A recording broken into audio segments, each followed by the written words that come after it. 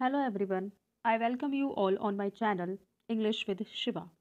So, in this new video, we will discuss a very important sonnet written by William Shakespeare. तो आज की इस video में हम डिस्कस करेंगे एक इम्पोर्टेंट सोनेट को जो किसने लिखा है, विलियम शेक्सपियर ने लिखा है। और सोनेट का हमारा नाम है let me not to the marriage of two minds, जिसको हम सोनेट 116 के नाम से भी जानते हैं। तो चलिए शुरू करते हैं अपनी आज की इस वीडियो को। पहले मैं पोएम को रीड करूँगी, उसके बाद जो इम्पोर्टेंट मीनिंग्स हैं, उसके वर्ड्स हैं, उनको एक्सप्लेन करूँगी आप लोगों को, और देन हम लाइन बाय लाइन एक्सप्लेनेशन देखेंगे। उसके बाद हम देखेंगे इसमें कौन कौन से पोइटिक डिवाइसेस यूज़ हुए हैं, इस सोनेट का थीम क्या है। अपनी लास्ट वीडियो में मैंने बताया था आपको कि कितने प्रकार के सोनेट्स होते हैं, शेक्सपियरियन सोनेट क्या है। तो उम्मीद है आप लोगों को वो वीडियो मिल चुकी होगी। तो चलिए शुरू करते हैं अपनी आज की वीडियो को। Let me know to the marriage of true minds. Admit impediments, love is not love. Which alters when it alteration finds, or bans with the remover to remove. Oh no, it is an ever fixed mark that looks on tempest and is never shaken. It is the star to every wandering bark, whose words are none, although his height be taken. Love's no time's fool, though rosy lips and cheeks. Within his bending sickles compass come, love alters not with his brief hours and weeks, but bears it out even to the age of doom. If this be error, and upon me proved, I never did, nor no man ever loved.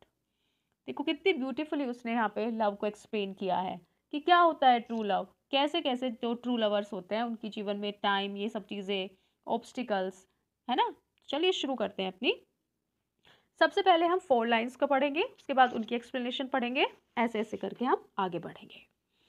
Late me not to the marriage of true minds, admit impediments, love is not love, which alters when it alteration finds, or bend with the remover to remove. लेकिन उससे पहले हम जो यहाँ इसमें important words हैं उनके meaning को जानते हैं।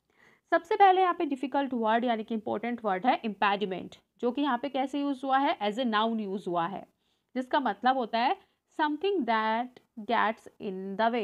अगर मैं इजी भाषा में समझूँ तो इसका मतलब है बाधा। दूसरा यहाँ पे वर्ड यूज़ हुआ है अल्ट्रेशन, वो भी एक नाउन है जिसका मतलब है यहाँ पे चेंज, ठीक है। और एक हमारे नेक्स्ट स्टैंजा में अगर हम देखें तो एक वर्ड यूज़ हुआ है एवर फिक्स्ड, जो कि एक एडजेक्टिव की तरह यूज़ हुआ है, जिसका मतलब है नॉट चेंजिंग। नेक्स्ट हमारे यहाँ पे यूज़ हुआ है टेम्पेस्ट। टेम्पेस्ट क्या है, एक नाउन है जिसका मतलब है स्टॉर्म यानी कि तूफान। नेक्स्ट हमारे यहाँ पे एक वर्ड यूज़ हुआ है बाक। बाक भी क्या है, एक नाउन है, the sound made by a dog और फॉक्स। नेक्स्ट हमारे यहाँ पे यूज़ हुआ है सिकल। सिकल यानी कि noun, a tools for cutting grass and grain, जिसको हम कहते हैं ना जो घास काटने का काम करता है उसको हम कहते हैं सिकल, यानी कि दराती की तरह होता है वो। कंपास, कंपास भी यहाँ पे नाउन की तरह यूज हुआ है। An instrument that shows directions, जो हमें क्या दिखाता है, डायरेक्शन को दिखाता है। रिट यहाँ पे वर्ब की तरह यूज हुआ है, ये पास्ट टेंस है ऑफ राइट, है ना। राइट का जैसे राइट वर्ड यूज होता है, अगर हम उसको पास्ट टेंस में यूज करते हैं तो वो रिट की तरह भी यूज हो जाता है। तो चलिए अब शुरू करते हैं एक्सप्लेनेशन को।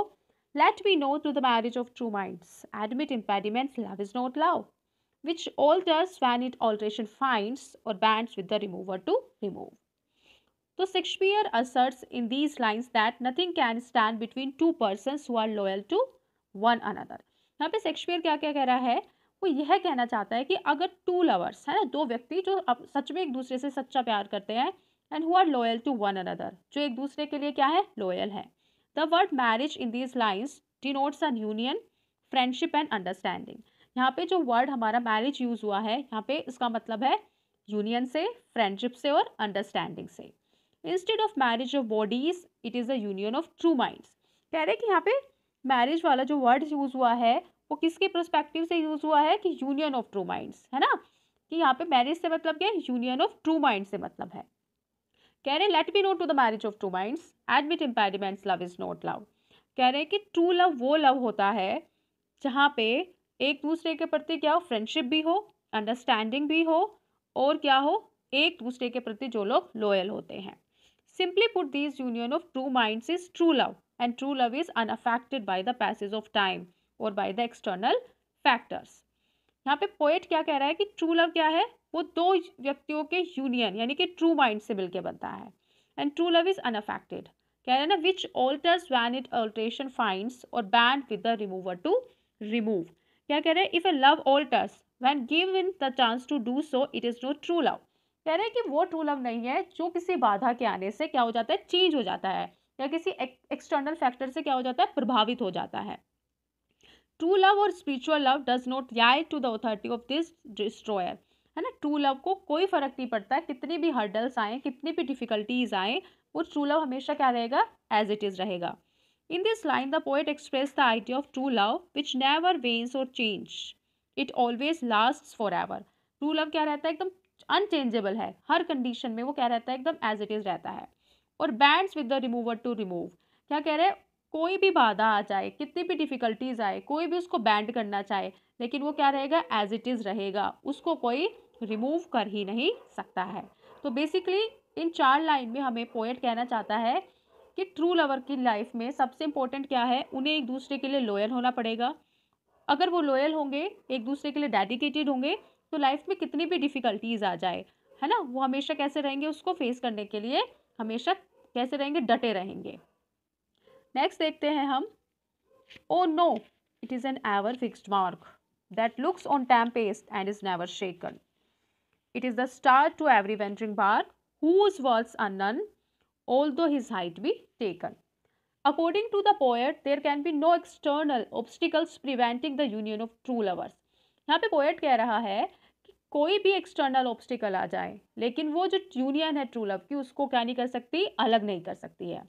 True love like the pole star and a light house sustains forever, it directs the lover in the same way the pole star directs the travelling ships.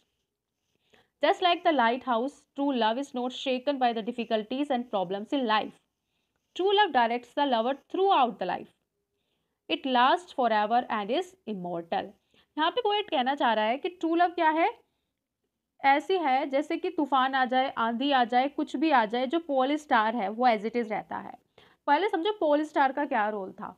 जब पुराने टाइम में हम लोगों को ये नहीं पता होता था, डायरेक्शन नहीं था, हमारे पास कंपास नहीं होता था, तो उस टाइम लोग जब शिप में जाते थे तो वो डायरेक्शन का पोल स्टार के द्वारा पता लगाते थे। कितनी भी आंधी आ जाए, तूफान आ जाए, तो जो पोल स्टार है वो अपनी जगह पे ही रहता है। तो उस पोल स्टार से यहाँ पे पोएट ने किसको कंपेयर किया है, ट्रू लवर्स को कंपेयर किया है कि ट्रू लवर वो उस पोल स्टार की तरह होते हैं जो हर एक डिफिकल्टीज को सहन कर जाते हैं और हमेशा हर एक परिस्थितियों में डटे रहते हैं। जिस तरह से पोल स्टार हमें डायरेक्शन दिखाता है डिफिकल्टीज, है ना, जब तुमने देखा होगा समुद्र में जब लहरें ऊपर उठती हैं तो तूफान आ जाता है, तो जो नाविक होते हैं वो अपनी डायरेक्शन को भूल जाते हैं, लेकिन वो जो पोल स्टार है उनको हमेशा सही राह दिखाता है। तो कह रहे जो ट्रू लवर्स भी होते हैं तो वो क्या है, एक दूसरे का सहारा बनते हैं और उसको हमेशा सही दिखाते हैं। और उसने क्या बोला है, ट्रू लव जो क्या है, इमोर्टल है। Like the full worth and the potential of the guiding star, the depth of true love can never be fully understood. कह रहे हैं कि सब लोगों ने कोशिश करी पोल स्टार की डेप्थ को जानने की, है ना, लेकिन कोई भी 100% सक्सेसफुल नहीं हो पाया, क्योंकि कंप्लीटली हम लोग उसको अंडरस्टैंड नहीं कर पाए हैं। इसी तरह से जो ट्रू लव है उसकी डेप्थ को कोई भी नहीं समझ सकता है। The fact is that both the pole star and true love are incomprehensible to humans. They can be measured at their true height. Simply put, one cannot gauge the true impact that love has on person's life. कह रहे कि जिस तरह से हम pole star की height को major नहीं कर सकते, माप नहीं कर सकते, उसी तरह से हम भी ट्रू लव की डेप्थ को नहीं माप सकते हैं। आई होप आपको ये दोनों पैराग्राफ का मतलब समझ आया होगा। नेक्स्ट हम देखते हैं, loves no times fool though rosy lips and cheeks within his bending sickle's compass come, love alters not with his brief hours and weeks, but bears it out even to the age of doom. If this be errand and upon me proved, I never did nor no man ever loved. देखो ये important line है। The poet claims that true love is not a slave to time in this stanza. है ना, यहाँ पे poet क्या कह रहा है, जो true love होता है वो time का दास नहीं होता है। With time nothing change about it, है ना। कहते हैं कि एक टाइम के बाद जो हमारी फिजिकल अपीयरेंस है, जो फिजिकल अट्रैक्शन है, वो फिजिकल ब्यूटी है, वो क्या हो जाती है, चेंज हो जाती है। रोजी लिप्स मुरझा जाते हैं, हमारे चीक्स मुरझा जाते हैं, लेकिन जो ट्रू लव है वो टाइम के साथ कभी भी चेंज नहीं होता है। यहाँ पे क्या कह रहा है, with time nothing changes about it, है ना, समय का जो पहरा है वो भी उसको चेंज नहीं कर सकता है। Nevertheless time is a destroyer of all things and anything can be destroy by it. कह रहे हाँ, पोएट कह रहा है मानता हूँ कि जो टाइम का पहरा है वो हर एक चीज को डिस्ट्रॉय कर देता है ना, ऐसी कोई भी चीज नहीं है जो इसके प्रभाव से बची हो। It can also diminish a persons physical beauty, है ना, यहाँ पे एग्जाम्पल दिया है पोएट ने, लव्स नो टाइम्स फूल दो रोजी लिप्स एंड चीक्स, है ना, कह रहा है पर्सनल ब्यूटी को भी ये क्या कर देता है, डिके कर देता है, खत्म कर देता है। लेकिन कह रहा है with his bending sickle compass come, love alters not with his brief hours and weeks. True love never does not exist within the grasp of time. Sickle and true lovers are unaffected by time. कह रहे हैं कि कितनी भी बाधाएं आ जाए, कितना भी बैंडिंग सिकल्स आ जाए, वो ट्रू लव को चेंज नहीं कर सकती। कितने भी घंटे में समय बीत जाए, कितने भी वीक्स आ जाए, लेकिन ट्रू लव कैसा रहेगा, एज इट इज रहेगा, वो टाइम के प्रभाव से अफेक्ट नहीं होता है। Here time is represented as a farmer using a sickle to harvest his crops, है ना। Simply put, true love is constant and eternal, whereas physical beauty is transient, seasonal and mortal. कह रहे हैं कि physical beauty क्या है, थोड़े time के लिए आती है, उसके बाद चली जाती है, लेकिन जो ट्रू लव है वो क्या है, एज इट इज रहता है। Even on the awful day of judgment it remains still, वो क्या रहता है, लास्ट टाइम तक भी एज इट इज रहता है। The poet expresses firm belief in the commitment nature of true love, there but bears it out even to the edge of doom, है ना, अपने लास्ट समय तक, डेथ तक भी वो क्या रहता है, एज इट इज रहता है। If this be error upon me proved I never writ nor no man ever loved. Poet यहाँ पे कह रहा है, he declares that if anyone can disapprove his opinion of true love he will no be forced to admit that he is not a poet। अगर कोई, मैंने जितनी भी चीज़ें बताई हैं ट्रू लव के बारे में, मुझे साबित कर दे कि मैंने सब कुछ गलत बताया है, तो क्या है, he is not a poet, मैं पोएट कहलाने लायक नहीं हूँ। These lines illustrate how love is perfect, fixed and unchanging, है ना, कह रहा है कि ये लाइन बता रही है हमें कि ट्रू लव क्या है, परफेक्ट है, फिक्स्ड है और ये अनचेंजिंग है। I never did NOR man ever loved, कह रहा है अगर मेरी ये सारी चीज़ें जितनी मैंने बताई है कोई मुझे कह दे कि मैं गलत था, मैंने सारे आपको चीज़ें बताई हैं वो गलत है, तो मैं आज के बाद कभी भी सोनेट नहीं लिखूंगा। तो उम्मीद है आपको ये सोनेट अच्छी लगी होगी। बेसिकली यहाँ पे पोएट कह रहा है कि ट्रू लव में इतनी पावर होती है, इतनी पावर होती है कि कोई भी बाधा आ जाए, कोई भी डिफ़िकल्टीज आ जाए, उसको वो टस से मस नहीं करने देती है। और आपको समझ आया होगा, यहाँ पे पोएट हमें बहुत सारे मैसेज देना चाहता है कि टाइम बहुत पावरफुल है, लेकिन लव भी इतना पावरफुल होता है कि डिफ़िकल्टीज, हर्डल्स, ऑब्स्टिकल्स सबसे निकल के वो लास्ट टाइम तक, इवन डेथ के टाइम तक भी कैसा रहता है, एज इट इज रहता है। नेक्स्ट देखते हैं इसका राइटर कौन है, विलियम शेक्सपियर है। कुछ इंपॉर्टेंट फैक्ट्स हैं इसके सोनेट के। ये कब पब्लिश्ड हुई थी, 1609 में ये पब्लिश्ड हुई थी। इसका स्टाइल क्या है, शेक्सपियरियन सोनेट, है ना। शेक्सपियरियन सोनेट में हमारे क्या होते थे, वो आप लोगों को मैंने सारी डिटेल्स पहली वीडियोस में दे दी है। इसमें मीटर क्या है, आयम्बिक पेंटामीटर, यानी कि 5 फुट 10 सिलेबल्स हैं। राइमिंग स्कीम क्या है इसकी, A B C D E F और जी, है ना। इसमें कपलेट है, कपलेट होता है स्टैंजा ऑफ 2 लाइन।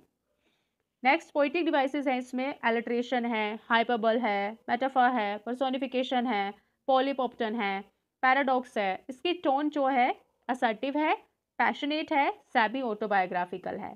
थीम है इसका true love, beauty and mortality. Meaning है इसका true love is constant, unending and irrevocable, यानी कि तुम्हें एक्सप्रेस करने की भी जरूरत नहीं होती जहाँ पे ट्रू लव होता है। और ये क्या है, अनएंडिंग है, इसका कोई एंड नहीं है, इसको कोई नहीं माप सकता। So thank you for watching. Like, share and subscribe my channel. I hope you have enjoyed the video. Have a nice day.